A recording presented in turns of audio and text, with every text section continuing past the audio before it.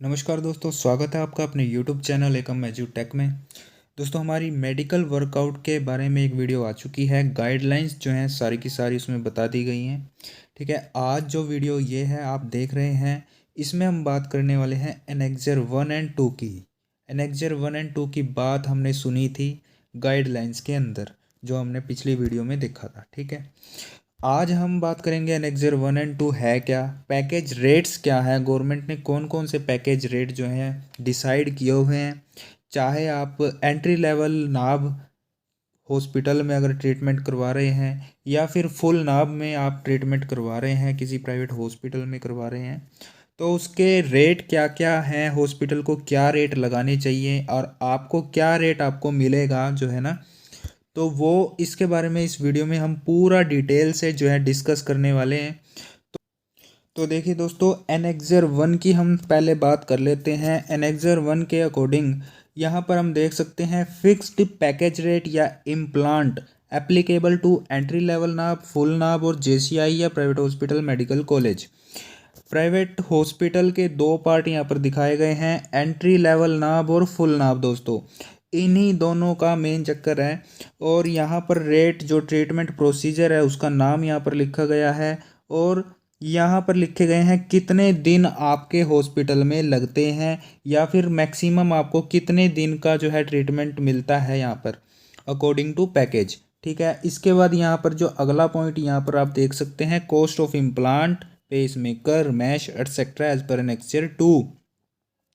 जो cost of implant है वो क्या क्या होते हैं, वो इम्प्लांट क्या होता है, पेस मेकर, मैश वगैरह ये चीज़ें क्या होती हैं, और हमें एनेक्सर 2 में देखना है। एनेक्सर 2 इसके बाद आएगा, जब एनेक्सर ख़त्म हो जाएगा उसमें इम्प्लांट का जो चार्जेस है वो दिखाया जाएगा।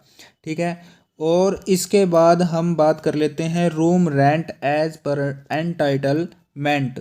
देखिए दोस्तों, जैसे भी ये पैकेज आप देख रहे हैं 1 2 3 4 ये सीरियल नंबर चल रहे हैं, और यहाँ पर आप पैकेज का नाम देख रहे हैं, कोई ये ट्रीटमेंट के नाम है। दोस्तों, जो भी आप ट्रीटमेंट ले रहे हैं ये लिखा हुआ है। अगर कोई पेशेंट, कोई कर्मचारी किसी एंट्री लेवल नाभ हॉस्पिटल में एएसडी, पहले वाला अगर हम एग्जांपल लें एएसडी क्लोजर, ठीक है, अगर ये ट्रीटमेंट करवाते हैं दोस्तों, तो इसमें जो है ये कार्डियोलॉजी का डिपार्टमेंट है।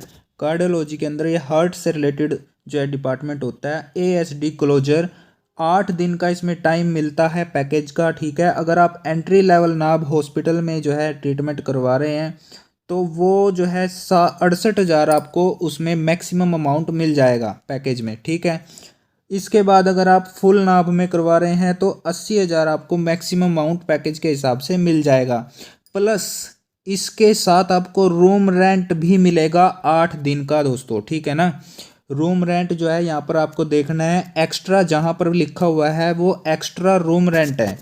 यानी कि अगर आपने फुल नाभ में जो है ट्रीटमेंट लिया 80,000 तो आपको पैकेज के मिल गए। एएसडी क्लोजर जिसने ट्रीटमेंट लिया 80,000 तो उसको मिल गए।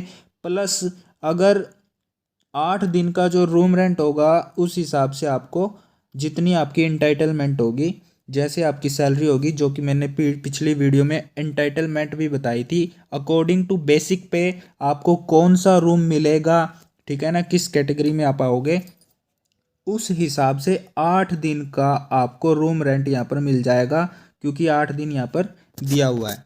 इसी तरह आप दूसरे पैकेज जो है देख सकते हैं। यहाँ पर आपको नाम जो है चेक करना पड़ेगा, मेडिकल बिल में क्या नाम पैकेज का, हॉस्पिटल ने क्या ट्रीटमेंट किया है, उस हिसाब से हमने ये देखना है कि हमारी जो डेज हैं यहाँ पर कितने हमें मिल सकते हैं। अगर हम कुछ भी यहाँ पर जो है ना करवाते हैं, जैसे कि ये एक अलग एग्जांपल आ गया, यहाँ पर तो कुछ नहीं लिखा, मतलब यहाँ पर कोई इम्प्लांट नहीं हुआ। ठीक है, लेकिन यहाँ पर जो है ना ये लिखा हुआ है IABP cost as per para J3। ये 11वां पॉइंट आप देखिए, CABG प्लस IABP ये पैकेज, ये ट्रीटमेंट है जिसमें ये दो ट्रीटमेंट है, जिसमें कि ये क्या हो गया कि ये 10 दिन का टाइम इस ट्रीटमेंट को मिलता है। 1,75,750 यहाँ पर मिलते हैं अगर हम एंट्री लेवल नाम में जो है ट्रीटमेंट ले रहे हैं, और 1,95,000 हमें तब मिलते हैं जब हम फुल नाभ में ट्रीटमेंट ले रहे हैं। इसके अलावा 1,95,000 तो आपको मतलब मैक्सिमम मिलेंगे, ठीक है, पैकेज के हिसाब से।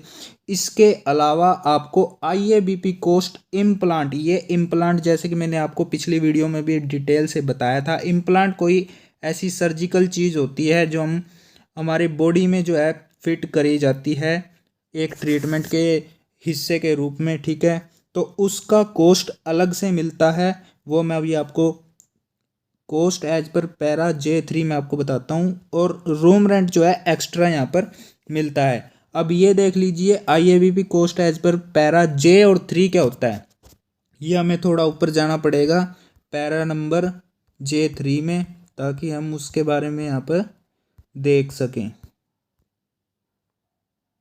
ये देखिए दोस्तों, पैरा नंबर 3J3, ये देखिए ये वाला पॉइंट, यहाँ पर क्या लिखा है, for intra arterial balloon pump IABP, वही नाम आ गया, a one time cost of ₹30,000 यानी 30,000 शैल बी एप्लीकेबल।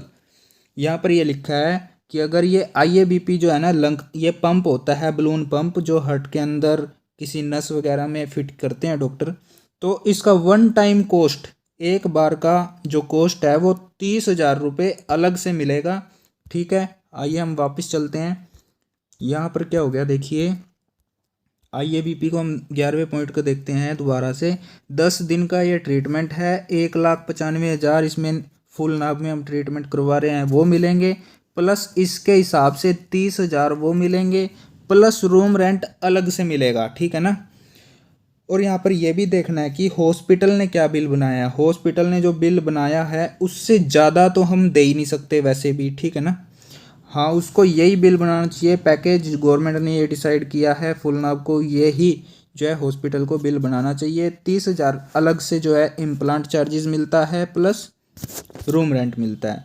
इसके बाद जो थोड़े अलग अलग से पॉइंट है दोस्तों, मैं वही आपको डिटेल से बताने की कोशिश करूँगा। जैसे 15वें पॉइंट पे क्या लिखा है, DVR ये कोई ट्रीटमेंट है, इसमें ये रेट दिए गए हैं। Original cost of 2 valves is fully reversible. यहाँ पर ये क्या कह रहे हैं, यहाँ पर मेरे हिसाब से ये वाल जो है यहाँ पर लगते हैं, वाल जो होते हैं ना हार्ट में, जो वाल वगैरह लगाते हैं डॉक्टर, ठीक है, स्टंट वाल्स जो लगते हैं, तो इसमें ये बोलते हैं कि original cost of 2 valves is fully reversible. 2 valve से ज़्यादा अगर कोई डॉक्टर या ट्रीटमेंट में इसमें लगते हैं तो उससे ज़्यादा वाला कॉस्ट नहीं मिलेगा, सिर्फ 2 वाल्व का कॉस्ट जो है वो आपको पूरा का पूरा मिल जाएगा। इसके अलावा आप 1,80,000 का ये पैकेज है, हॉस्पिटल ने अगर 1,80,000 का पैकेज बनाया है तो ये फुली आपको मिल जाएंगे पैसे, प्लस इसमें 2 वाल्व का कॉस्ट आपको मिल जाएगा, प्लस रूम रेंट यहाँ पर आपको मिल जाएगा। इसके बाद हम बात कर लेते हैं दोस्तों, आगे चलते हैं, आगे क्या क्या लिखा है ये देखिए। Balloon coronary angioplasty PTCA with VCD 3 दिन का ट्रीटमेंट है, ये रेट आप देख सकते हैं।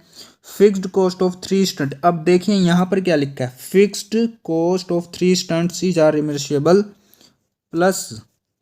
प्लस इंजेक्शन भी है यहाँ पर, देखिए इंजेक्शन दिस ये नाम इंजेक्शन के हैं, देख सकते हैं।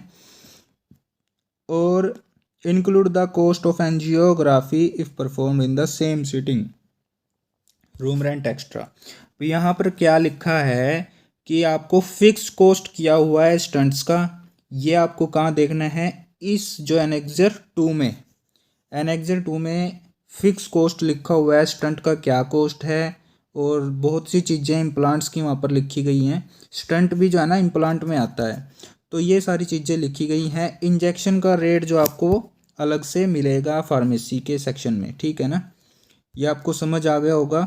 जो फिक्स कॉस्ट है दोस्तों वो आपको फिक्स देखना है, फिक्स मैं आपको दिखाना चाहूँगा, पहले ही दिखा देता हूँ, ठीक है। ये देखिए लास्ट में अगर हम जाएंगे ना, ये एनेक्सर 2 है, एनेक्सर 2 में वेरियस इम्प्लांट्स के रेट लिखे गए हैं। जैसे कि रोटाबलेटर पहले नंबर पे है, तो इसका जो है ना 50,000 फिक्स कर दिया, 50,000 आपको मिलेंगे। और या फिर क्या मिलेगा, एक्चुअल कॉस्ट, अगर हॉस्पिटल ने 49,000 का आपको ये दिया है, ठीक है, तो आपको मिलेंगे 49,000 ही, ठीक है ना। लेकिन अगर हॉस्पिटल ने 52,000 का दे दिया तो इसका कॉस्ट जो फिक्स है ना दोस्तों वो 50,000 है, तो आपको 50,000 मैक्सिमम मिल सकते हैं। मतलब हमने ये चीज़ देखनी है एक्चुअल कॉस्ट में, और जो फिक्स कॉस्ट है उसमें कौन सा कम होगा वो आपको मिल जाएगा, ठीक है। ये सारी चीज़ें जो जो इम्प्लांट्स देख सकते हैं, रोटाबलेटर है, पेस मेकर है, ठीक है। इसके बाद ये इम्प्लांट सिंगल चैम्बर है, ये सारी चीज़ें जो है इम्प्लांट का रूप है, ये अलग अलग फिक्स कॉस्ट किया हुआ है। इतने रुपए जो है ना वो मिल जाएंगे, ठीक है। अब यहाँ पर क्या लिखा है, कोरोनरी स्टंट, इसमें क्या है, cost of implant as fixed by the government of India. अब यहाँ पर वो देखनी पड़ेगी जो chemical fertiliser department of pharmaceutical pricing authority, ये वाली जो वो है ना इनकी इंस्ट्रक्शन रही होगी, तो उसके हिसाब से इसका कॉस्ट देखना पड़ेगा, वो फिक्स कर दिया जाएगा, ठीक है।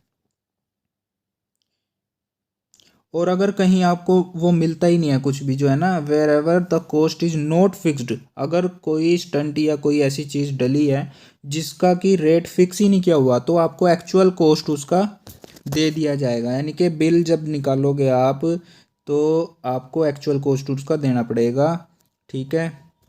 और यहाँ पर मोनोफोकल फोल्डेबल आईओएल की बात यहाँ पर करी गई है, 7,000 रुपये। ये होता है दोस्तों आईज से रिलेटेड, जैसे लेंस होते हैं ना, कहीं क्या होते हैं जैसे जिनको चश्मा लगा होता है वो चश्मा हटवा के लेंस लगवा लेते हैं आईज में, ठीक है।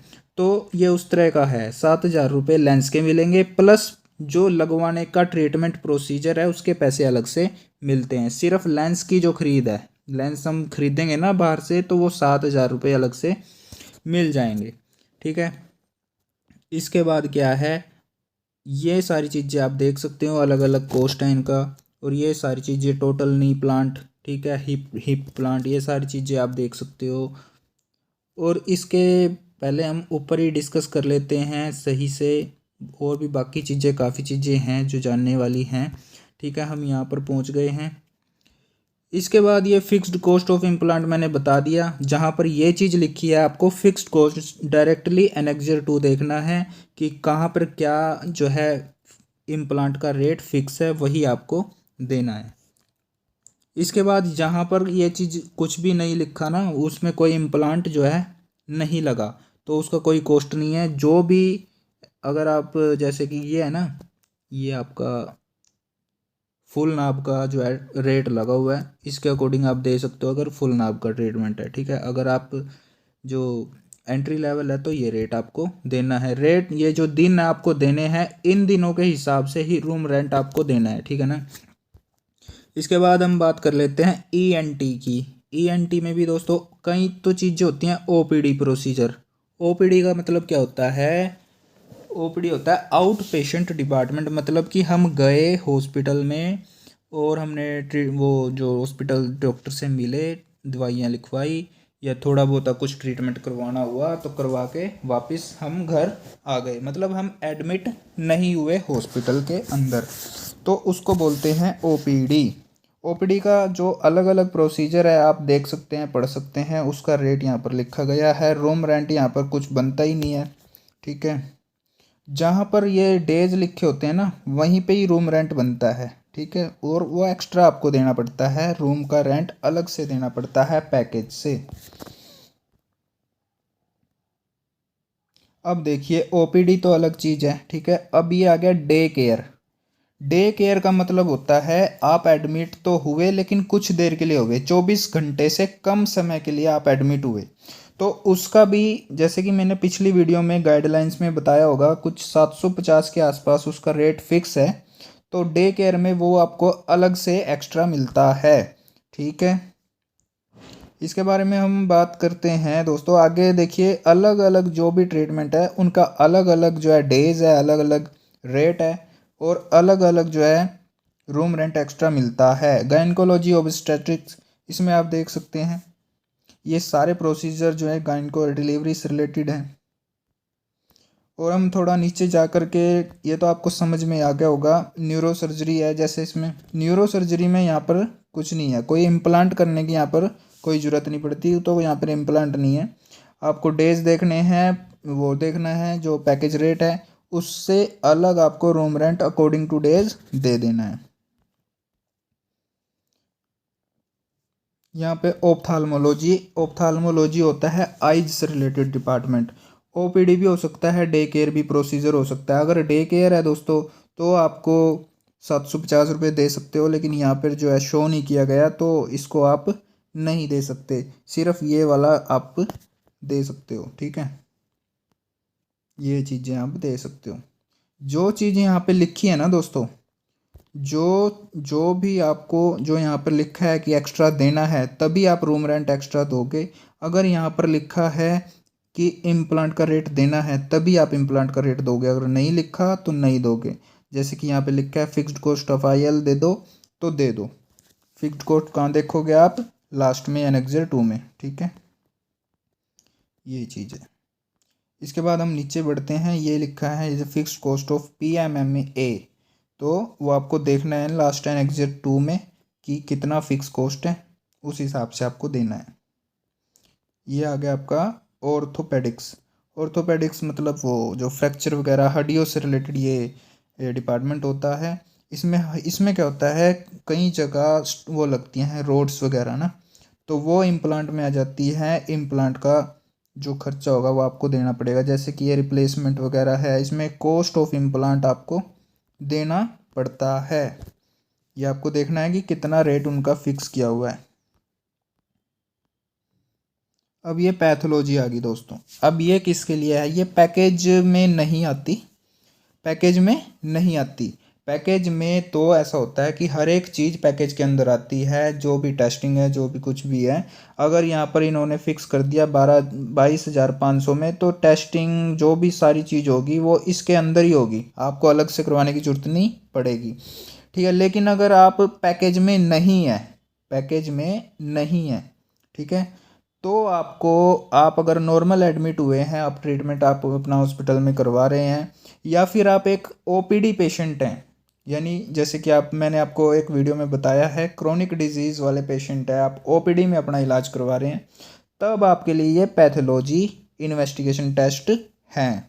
अब इसमें आपको क्या देखना है? यूरिन रूटीन, जैसे ये टेस्ट के नाम यहाँ पर आप देख सकते हो दोस्तों, और यहाँ पर डेज की जगह ये दिखेगा आपको, क्योंकि डेज तो इसमें कोई मतलब ही नहीं है ना। तो और यहाँ पर ये रेट लिखे हुए हैं, एंट्री लेवल नाप का भी और फुल नाप का भी। फुल नाप के ये रेट हैं दोस्तों। ठीक है, आप ये रेट अकॉर्डिंग टू टेस्ट यही रेट आप लगा सकते हो। ठीक है, और इसमें ये इनका इम्प्लांट का कोई मायने नहीं है, रूम रेंट का कोई मायने नहीं है। आपको रेट यहाँ पर देखने हैं, सिर्फ यही रेट आपको लगाने हैं। ठीक है, ये हर जो टेस्ट हैं अलग अलग, सब में ये रेट फिक्स हैं। इसके अकॉर्डिंग ये आपने जो है ओपीडी का भी हो आपका या नॉर्मल जो एडमिशन हो पेशेंट का, तो टेस्टिंग के ये रेट लगेंगे। पैकेज वालों में ये रेट की ज़रूरत नहीं है, पैकेज में हर एक चीज़ पैकेज में होती है। ठीक है, अगर पैकेज में नहीं है कोई पेशेंट तब ये रेट देखने की ज़रूरत पड़ती है। ऐसे ये रेडियोलॉजी है, जैसे सीटी स्कैन, एक्सरे, एमआरआई, ये सारी चीज़ें इसमें आपको रेट देखने हैं। ठीक है, अकॉर्डिंग टू ट्रीटमेंट। इसके बाद यहाँ पर सर्जरी आ जाती है। सर्जरी में आप देख सकते हो कुछ सर्जरी ऐसी होती हैं जिसमें इम्प्लांट की ज़रूरत होती है, कुछ में नहीं भी होती। तो यहाँ पर आप उस अकॉर्डिंग ये चेक कर लोगे कि कौन सा आपका जो है ये पैकेज है। अब ये पैकेज आ गया सर्जरी का ना, ये आपको देखना है, ये वाला पैकेज है, आपको ये रेट देना है, रूम रेंट एक्स्ट्रा देना। अगर ये पैकेज आपका है तो ये वाला आपको जो है ना, ये वाला रेट आपको देना है, प्लस एक्स्ट्रा रूम रेंट आपको देना है। जहाँ पर ये लिखा है कि स्टेपलर PPH ये कॉस्ट ऑफ इम्प्लांट है, तो उसका अलग से आपको पैसे मिलते हैं या देने हैं। ठीक है, अगर आप डीलिंग है मेडिकल बिल के तो आप देने हैं। तो मैं ये समझ लेना मेरी बात को ना, अगर मैं दोनों चीज़ बोल रहा हूँ कि अगर आप मेडिकल बिल जो है, अगर आप पेशेंट हैं तो आपको ये मिलेंगे, और अगर आप डीलिंग हैं, वर्कआउट करने वाले हैं, तो आपको ये देने हैं।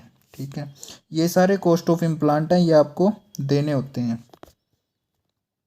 इसके साथ जो भी इम्प्लांट्स हैं ना दोस्तों, ये चीज़ जो है ना थोड़ा ध्यान रखना कि इसके साथ स्टिकर होने चाहिए, क्योंकि जो इम्प्लांट्स होते हैं उन पे स्टिकर होता है। स्टिकर प्लस में एक बैच नंबर होता है, उस पर रेट वगैरह लिखे होते हैं उसके, कि वो इम्प्लांट है कितने का, वो चीज़ें भी आपको बिल में लगानी होती हैं। तो ये सारी चीज़ आप देख सकते हो, सारी जहाँ जहाँ लिखा है स्टेपलर मैश विद ट्रैकर, ये सारी चीज़ें आपको देनी है। और यहाँ पर देखिए जहाँ पर ये चीज़ लिखी है ना, cost of injection Simulect is fully reversible if used, अगर यूज़ होता है ये वाला इंजेक्शन तो आपको देना है इसका प्राइस, ठीक है। कॉस्ट ऑफ इम्प्लांट देनी है, ये सारी चीज़ आप देख सकते हो। सारे ट्रीटमेंट जितने भी हैं आपको अकॉर्डिंग टू पेशेंट ने जो ट्रीटमेंट करवाया है वो वाला पैकेज आपको देखना है कि उसने कौन सा करवाया है और कितना रुपीज़ जो है, कितने रुपए जो है हॉस्पिटल ने चार्ज किए हैं। अगर वो फुल नाप है या एंट्री लेवल नाप है तो क्या उसने इन रेट्स के अकॉर्डिंग चार्ज किया है।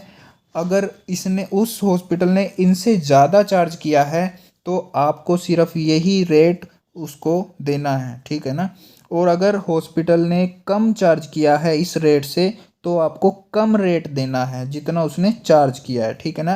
तब मतलब कहने का अपनो लेस देन द दिस देना है, मतलब समझ रहे हो ना, कम वाला देना आपको। ये सारी चीज़ आप देख सकते हो। और यहाँ पर ये कीमोथेरेपी का एडिशनल पैकेज यहाँ पर दिया हुआ है। जैसे कैंसर का कोई पेशेंट होता है उसको डे केयर में जाना होता है, वो गया, उसने 2-4 घंटे की जो कीमोथेरेपी करवाई, उसका अगर एंट्री लेवल में करवाता है तो 1500 मिलेंगे, अगर फुल नाम में करवाता है तो 1725 मिलेंगे। इसके अलावा अगर वो मेडिसिन्स वगैरह यूज़ करते हैं वहाँ पर तो उसका जो है ना अलग से उसको पैसे मिलेंगे एक्स्ट्रा। डे केयर का 750 रुपये वो अलग से मिलते हैं। एनेक्जर 2 जैसे कि मैंने आपको बताया सारे इम्प्लांट्स के रेट यहाँ पर हैं, ठीक है।